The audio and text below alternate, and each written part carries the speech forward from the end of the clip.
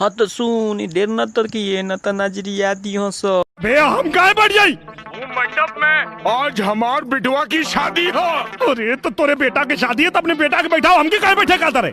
अरे हुआ तो परेशानी के बाद बा हमार लड़का शहर से शादी के लिए आवत रहे, अबले नहीं खे आई और इधर मुहूर्त बीतल जाता और शादी के मुहूर्त बीत गए तो अगले 20 बरस लड़की के शादी के लगन नहीं खे तो अपन माई की जिंदगी से हाथों बैठ में चुप बुढ़िया चुप।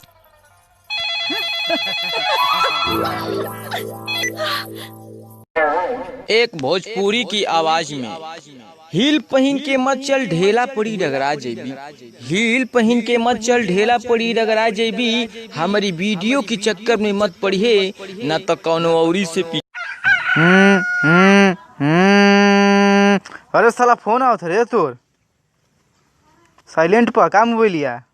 हेलो माई, हम घर ना आई, हमारे मलिया रास्ते में जो आती है कहती है तू घर आई तो तोरा के मरवाई ना, हम ना आई। मेरे मन में जो भी बात चल रही है वो सारी बातें मैं तुम्हें बताने आई हूँ, लेकिन उससे पहले तुम मुझसे एक वादा करो। तुम बेवकूफों की तरह जान दे दोगे, मर जाओगे, ऐसा कुछ नहीं कहोगे, वादा करो। के कॉल तोरा के कि हम जान दे मोरे वो तोरा खातिर ना हम पा दे।